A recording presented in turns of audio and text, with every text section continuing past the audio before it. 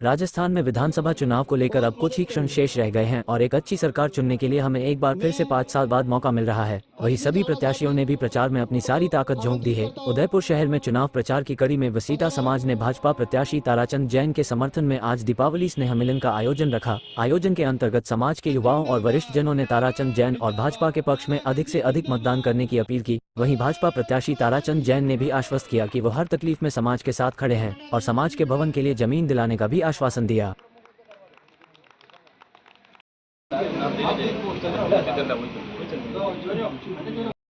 मतदान राष्ट्र हित में करें, न कि राष्ट्र वो नहीं करें। मतदान राष्ट्र हित में करें।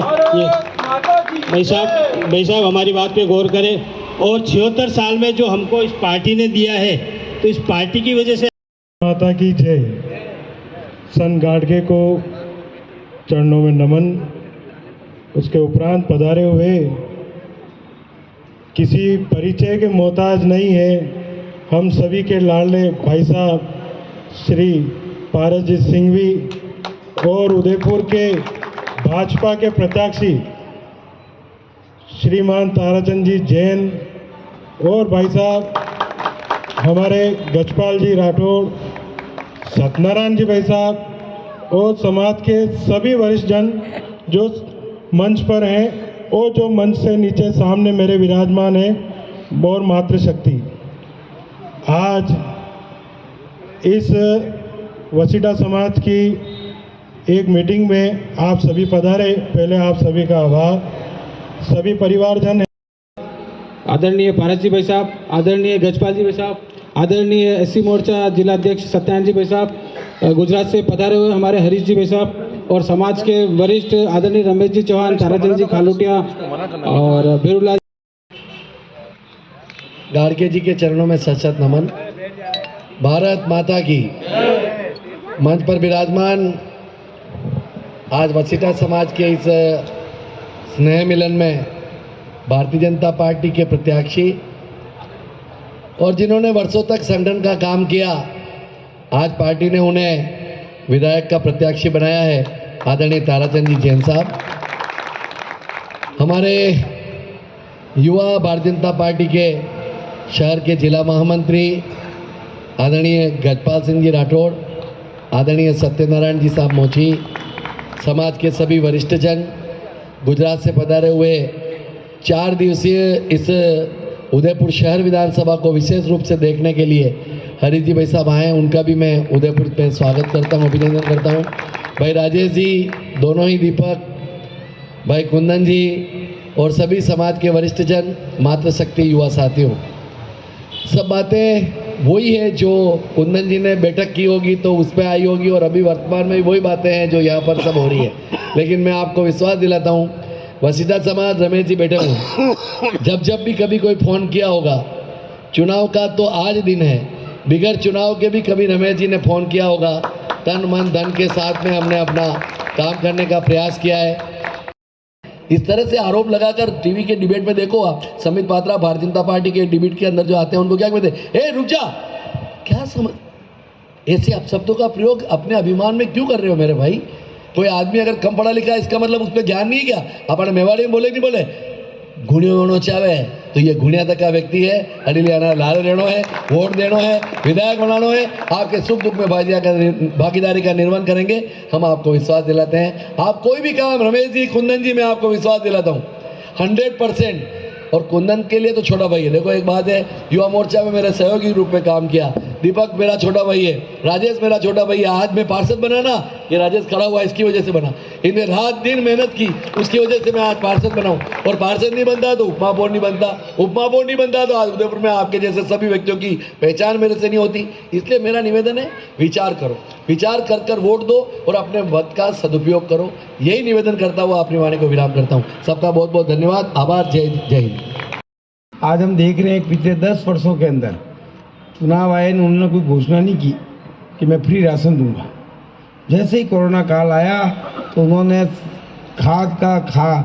खाद्यान्न का भंडार खोल दिया, 80 करोड़ लोगों को निःशुल्क अनाज दिया, टीके दोनों फ्री लगाए। आज आप देख रहे होंगे कि जिस ढंग से देश के अंदर उन्होंने शौचालय बनाए, अपने शहर में तो घरों घरों में शौचालय होते जावे का, जंगल है ही नहीं। लेकिन गांवों के अंदर जाके देखोगे 15 करोड़ 14 करोड़ शौचालय पैसा सरकार ने लेकर बनाया, अपने पैसों से बनवाया। गरीबों के 13-14 करोड़ मकान बनवाए। इसी तरह से हर घर को जल, हर घर को नल, हर घर को लाइट। तो पहले 5 वर्ष के अंदर उन्होंने गरीबी दूर कर हुआ। भगवान राम जहाँ पैदा हुए तो वो कहते हैं कि पैदा हुए ये भी पता ही नहीं, किसको पता है। अब मैं पैदा हुआ, मैं इधर हुआ उधर हुआ, मेरे माँ को ही मालूम नहीं हुए अपने में से भी। लेकिन जो भगवान राम के आराध्य, जिसको सारा देश उनके नाम से जाना जाता है, सवेरे उठते तो राम राम, सोए तो राम राम, जाए तो जय श्री राम, जिसका 500 वर्षों में लाखों हिंदुओं ने अपना बलिदान दिया। और उस स्थान को कोर्ट के 150 वर्षों के अंदर कोर्ट में केस चल रहा है, आज तक फैसला नहीं हुआ। और यही कांग्रेस वाले मजाक उड़ाते थे, पहले कहते थे मंदिर वहीं बनाएंगे। 21 लाख अपन स्वर्गों में देखते थे, स्वर्गों में ऐसा होता होगा, अपन कल्पना नहीं करते स्वर्ग में ऐसा होता है। साक्षात स्वर्ग बना दिया है अयोध्या को, काशी है। मैं तारीख बता देता हूँ, 12, 13 और 14 मार्च को 2020 के दिन मैं अयोध्या और काशी में था। इसलिए था होली की छुट्टियाँ हुई, दर्शन करने गया था। काशी के अंदर वही, इधर तो मंदिर है, उधर संगारपुरी मंदिर है और उसके ऊपर गुम्बद बना हुआ है। उसकी परिक्रमा छोटी छोटी गलियों में से गुजरते थे और इस केवल 4 साल के अंदर भव्य काशी विश्वनाथ बन गया है। अयोध्या का मंदिर में लास्ट दर्शन किया और मुझे अयोध्या में ही ये समाचार मिल गया। तारीख भी 13-14 मार्च थी कि भाई देश के अंदर कोरोना आ गया है, अब सारी फ्लाइटें कैंसिल हो जाएगी। उसी दिन वहाँ से टिकट कैंसिल करा के और दिल्ली होके जाना था मुझे नेपाल, पशुपतिनाथ के दर्शन करना, वहीं से वापस लौटा। तो आज पहले रोटी कपड़ा मकान की व्यवस्था की, अब हमारे आस्था के केंद्र भगवान राम, मथुरा, काशी, इन तीनों को भव्य मंदिर बना रहे हैं। और हम देखते हैं अब धीरे धीरे देख रहे हैं कि पहले 22 घंटे में ट्रेन में जाते थे दिल्ली, अब 10 घंटे में जा रहे हैं। और आप और हम अपने बैठे देखेंगे कि 3 घंटे में दिल्ली पहुंचेंगे हवाई जहाज से ज़्यादा।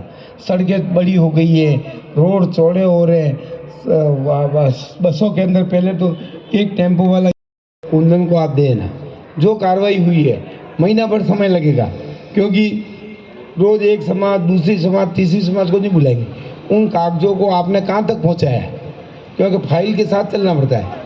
अटके तो धक्का देते, हम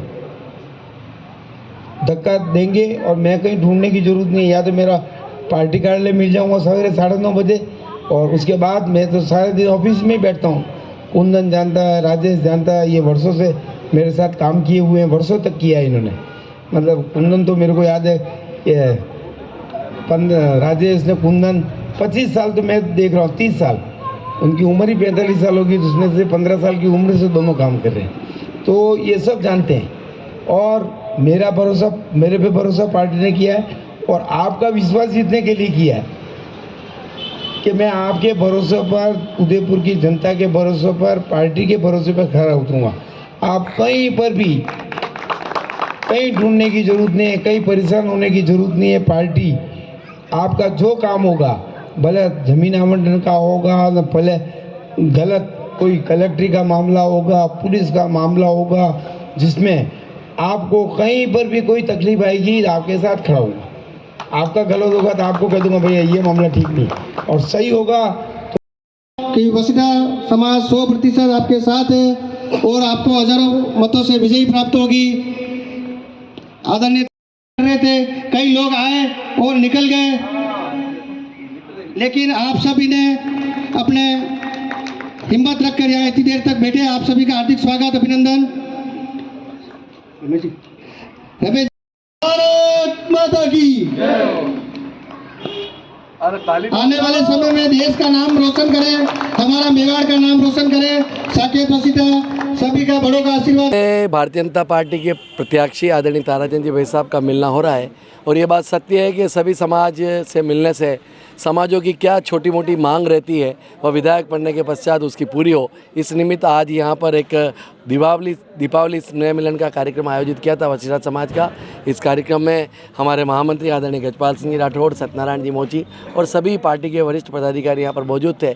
और बहुत छोटी मांगे, जो ज़्यादा कुछ बड़ी समस्या नहीं है, और हमने विश्वास दिलाया है कि चुनाव के पश्चात उन मांगों पर हम ध्यान देकर काम कराने का पूरा प्रयास करेंगे। हमारी यही भावना है कि भारतीय जनता पार्टी से जुड़ें और भारतीय जनता पार्टी के प्रत्याशी को अधिक से अधिक मतों दे विजय बनाए, यही मेरा निवेदन है। धन्यवाद। आइए हमारे साथ ताराचंद जी जैन जो भाजपा प्रत्याशी है उदयपुर, जी जान से लगे हुए हैं। सभी समाज के दीपावली मिलन समारोह हो रहा है, तो आज वशिष्ठ समाज के दीपावली मिलन समारोह में पधारे हैं, तो आप बताएं। ऐसा है कि पिछले 1 महीने से चुनाव की जिस दिन से घोषणा हुई, हमारी पार्टी वैसे साल भर ही चुनावी मोड में रहती है। कांग्रेस तो चुनाव का पर्यटन या चुनाव मौके पे आते हैं और फिर चले जाते हैं। हमारी पार्टी तो साल भर, जिस दिन गुजरात विधानसभा के चुनाव हुए दूसरे दिन से ही अमित शाह जी, नरेंद्र मोदी जी और राष्ट्रीय अध्यक्ष JP नड्डा जी निरंतर चुनाव प्रक्रिया के तहत चुनावों के अंदर लगे हुए। और आप देख रहे होंगे कि राजस्थान के अंदर पिछले 4 दिनों में इस उदयपुर जिले के अंदर योगी जी आए हैं, राजनाथ सिंह जी आए हैं, खुद नरेंद्र मोदी जी आए हैं, JP नड्डा जी आए हैं। और कांग्रेस के तो जो ये जनमानस का विश्वास कांग्रेस से उठ गया है उसका प्रतीक है। और उसके बाद हमारी 4 रैलियाँ हुई हैं, नरेंद्र मोदी और JP नड्डा जी की हुई, प्रधानमंत्री जी स्वयं आए, आज युवा मोर्चे की रैली हुई, महिला मोर्चे की रैली हुई। वो अपार जनसमूह पार्टी की जीत का द्योतक है। धन्यवाद।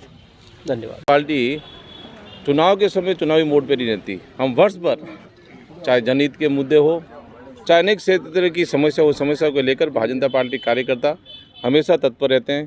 क्योंकि आज हम उसी समाज में आए, उस समाज का भी कहना था स्वतः बंधु का आपने जिस प्रकार से चाहे धोबी घाट का निर्माण का काम हो, वहाँ ट्यूबवेल का काम हो, और हम कोई समस्या लेकर आते हैं तो भारतीय जनता पार्टी निश्चित तौर से समस्या को दूर करती। हमारा उद्देश्य वोट लेना नहीं है, हमारा उद्देश्य है कि लोगों की तकलीफ उनको समझना। और निश्चित तौर से लोकतंत्र में वोट बड़ा महत्वपूर्ण होता है। और उसको जो विश्वास किया, हम हमेशा क्या करते हैं, जो मांग करते हैं उस मांग के हिसाब मांग के अनुसार भी, और मांग नहीं खाली क्या क्या समस्या खुद देखते हैं। मैं निश्चित तौर से कहना चाहता हूँ भारतीय जनता पार्टी प्रचंड वोटों से जीतेगी और राजस्थान के अंदर 151 से अधिक सीटें जीतकर भारतीय जनता पार्टी सत्ता पर आसीन रहेगी।